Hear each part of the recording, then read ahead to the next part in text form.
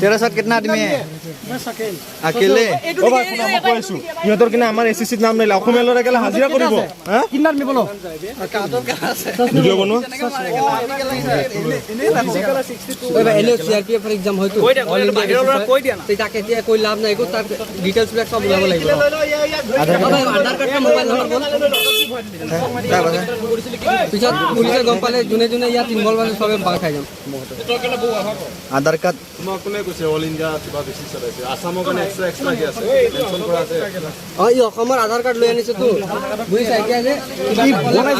नौगांव বুজিছা কাৰণ বহুতে এনেকা ফাঁচিছে বহুত ল'ৰা ফাঁচিছে এনেকা अबे तू अपना एडमिट कार्ड निकाल कहाँ पे एडमिट कार्ड दिए नहीं और की मांगे से उड़ाना रहा कहाँ पे था कौन सा रूम में रहा था अकेले तुम कहाँ से आया अकेले आने वाला नहीं है अकेले आने वाला नहीं अभी एसएससीजीडी का जो है ना 1500 से ऊपर इन लोग का है अभी ये लोग आया है यूपी से सीआरपीएफ ट्रीटमेंट का जाली कागज बना के यहाँ पे एग्जाम देने के लिए आसाम का फेक डोमिसाइल बना के ऐसा चलता रहेगा तो आसाम का लोग क्या करेगा आसाम का बच्चा लोग क्या करेगा इस बार 2000 से ज्यादा जा रहा है भाई कहाँ जाएगा रुको पुलिस को बुला कर दे दे रुको डॉक्यूमेंट कहाँ मिलेगा डॉक्यूमेंट करेगा तुमको नहीं मिलेगा डॉक्यूमेंट लेके आ गया रुको पहले आधार कार्ड लो आधार कार्ड लो आधार कार्ड लो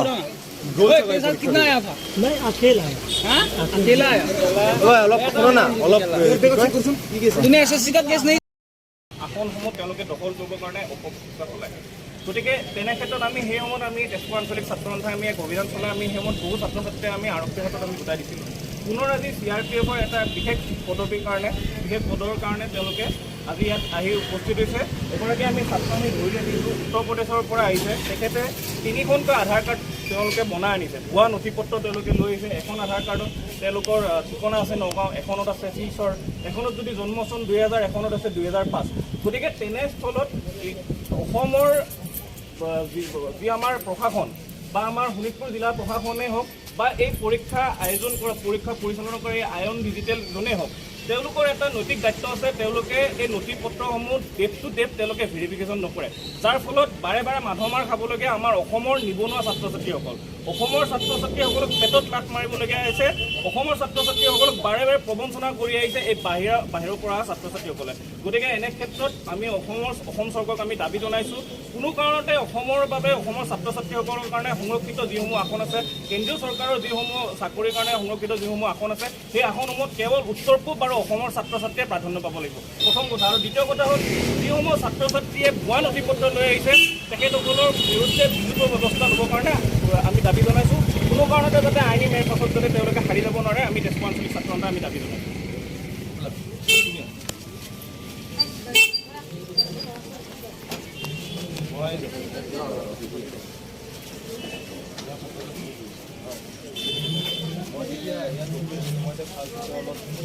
কোনো ৰখি আছে মই ক'ৰ পৰা আহিছে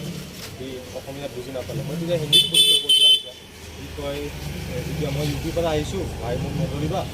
মোক কি কয় যাব দিয়া মই এক্সাম নিদিওঁ তেতিয়া মই ওচৰত থকা লগৰখিনি মাতিলোঁ তাৰপিছত তাত আধাৰ কাৰ্ড যেতিয়া চালোঁ আধাৰ কাৰ্ডত এখনত দিন আছে 2000 এখনত আছে 2005 পাছত তাক আমি সুধিছোঁ যে তুমি আধাৰ কাৰ্ড ক'ৰ পৰা বনাইছা সি কৈছে আমি পোষ্ট অফিচৰ পৰা বনাইছোঁ দেউতাক এজন শিক্ষক তাৰপিছত আধাৰ কাৰ্ডত যেতিয়া চালোঁ শিলচৰ সি তেতিয়া আমাক কৈ আছে আমাক এৰি দিয়া যাব হেৰি কিন্তু সি নিজে এতিয়া স্বীকাৰ কৰিছে আমাৰ ওচৰত যে সি আধাৰ কাৰ্ড যে আছে উত্তৰ প্ৰদেশৰ পৰা এডিটিং কৰি বনাই আনিছে আৰু লগতে যি SSCGD মেডিকেল যোনটো এতিয়া মানে ইছ্যু এটা হৈ আছে এই মেডিকেল লিষ্টতো তেওঁৰ নাম আহিছে অলৰেডি তেওঁ আসামৰ কিনি এলিজিবল নহয় এক্সাম দিব তেওঁ ফেক ডমিচাইল বনাইছে PRC বনাইছে তেওঁ আসামৰ যোনটো পোষ্ট আছিলে SSCGD এটা পোষ্ট তেওঁ এতিয়া লৈ আছে মেডিকেল লিষ্টত তেওঁৰ নাম আহিছে আমি ইতিমধ্যে এডমিট কাৰ্ড আছে এডমিট কাৰ্ডো ওলাই চালোঁ তাৰপিছতো CRPFে যি পোষ্ট ওলাইছিলে অকল 212টা পোষ্ট আছিলে আসামৰ কিনে মানে ৰিজাল্ট এই পোষ্টতো তেওঁ ফেক ডকুমেণ্টছ বনাই পেলাই আকৌ এক্সাম দিব আহিছে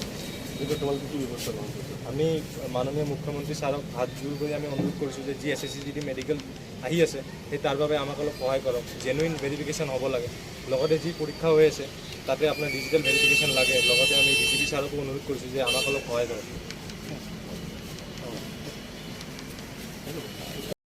নাজানে কি আছামিজ ক'ব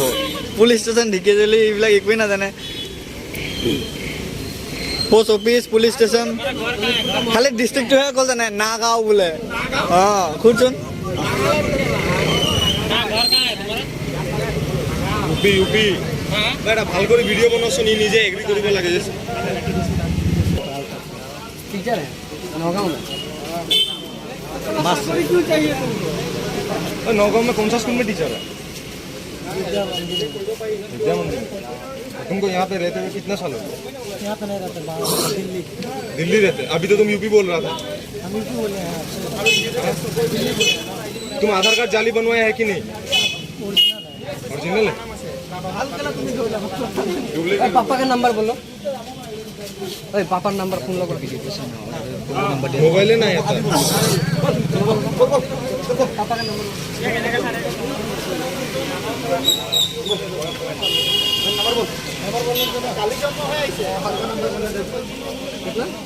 नंबर इंग्लिश में बोलो बोलो जो भी बोलना बोलो 89 तुम्हें आसुर है ना বেলেগ ষ্টেটৰ পৰা SSGD এক্সাম দিব কোৱালিফাই কৰিলে হেৰি দেৱাঞ্জনক মাতিছোঁ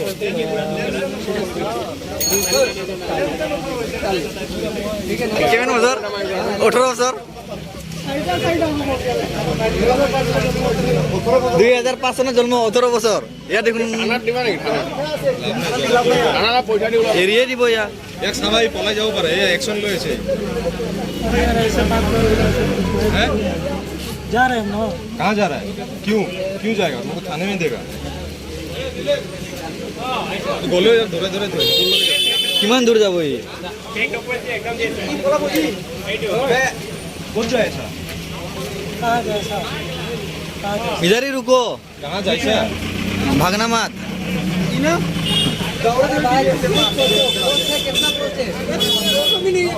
नंबर लवा पठाई दी मैं ग्रुप दिन और तुम आ गया एग्जाम देने के लिए हम लोग कहाँ जाएगा यहाँ मरवाएगा মাৰি পঠাই দিব দিবতো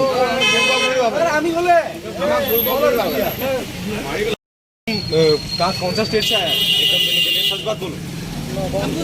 नौगांव स्टेट है आसाम से नौगांव जिला है नौगांव का एमएलए कौन है नौगांव से नहीं जानते तुम्हारा आधार कार्ड ठीक है कि नहीं हम तो मार के निकाल लिया आधार कार्ड तुम्हारा एड्रेस दूसरा दिखा रहा है आधार कार्ड सही है आधार कार्ड दूसरा एज कितना है तुम्हारा 18 एज कितना है वो सही से बोलो एज कितना है यहाँ पे तो 18 है आधार कार्ड में तो 18 दिखा रहा है क्यों अभी तुम्हारा SSGD का लिस्ट में भी नाम आया है तो तुम हम लोग आसाम का जो बात सुनो हम लोग आसाम का लड़का क्या करेगा जब तुम लोग दूसरा का जगह का डोमिसाइल बना के दूसरा स्टेट का है आसाम का ठीक तरीके से तुम लोग डोमिसाइल बनाया कागज बनाएगा हम लोग आसाम का लड़का क्या करेगा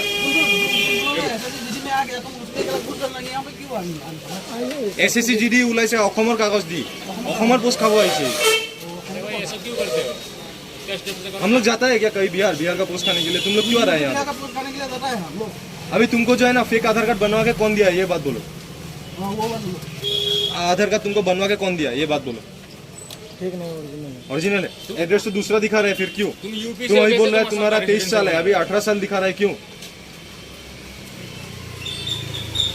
कुछ क्यों बोला साफ सुन गया बात क्यों नहीं कर रहा है तुम बात क्यों नहीं कर रहा है बात क्यों नहीं कर रहा है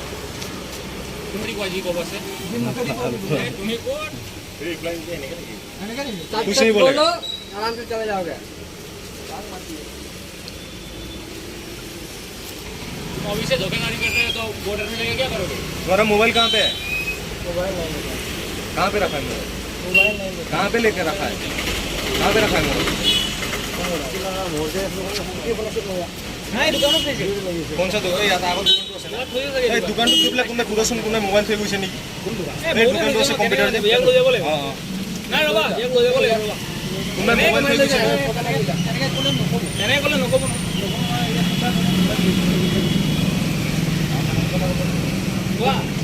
क्यों आया तुम लोग आसाम को पोस्ट खाने के लिए अभी 212 या 23 पोस्ट निकला है CRPF पुलिसमैन का आसाम के लिए तुम लोग उसमें भी अपना पोस्ट लेने के लिए आ गया फिर डोमिसाइल बना के आधार करना कास्ट क्या है तुम्हारा ओबीसी है कि नहीं एडमिट कार्ड लिखा है ना এইটো নমুন নহয় जनरल है आज तो जनरल का है नहीं ST OBC का है एडमिट में देखना क्या है কমপ্লেইনটো তাততো হ'ব লাগে তাত যে ইহঁতে চেক কৰি আছে তাতে আধাৰ কাৰ্ডটো চেক কৰি তোমালোকে যে ইয়াক সুধি আছা তাত কি চাই চেক কৰি সোমাই আছে লাভ নাই আমি যোৱাবাৰো ধৰিছিলোঁ SCCTV টাইমত কৰি সোমাই যাব দি আছে আধাৰ কাৰ্ড পুৰা ডুপ্লিকেট ইহঁতে চালে গম পাব লাগে ইহঁতে কি নাম আৰু ঠিকনা চাই সোমাই আছে আপুনিতো ইয়াৰে মানুহ হ'ব শুনক কথা এটা শুনক গম পায় ইয়াত তাত আছে চব লৈ লৈছোঁ দি দিয়া তুমি জাগাত দি দিয়া আৰু পুলিচক উপায় নাই আধাৰ কাৰ্ডত আছে 18 বছৰ দেখায় মেইন বোলে 23 আধাৰ কাৰ্ডৰ মতে 18 কিমান আছে 23 নাই এইটো মোৰ এডমিট কাৰ্ড उम्र कितना हो रहा है एज कितना हो रहा है 23 को है अगर तुम दिल्ली से आए यहाँ पे क्यों एग्जाम देके आए देना क्यों आए ধৰি পেলাই দি দিওঁ আৰু আমাৰ অসমৰ চাকৰি নাপাব আৰু जीडी काटा पइसा किमान জানে 67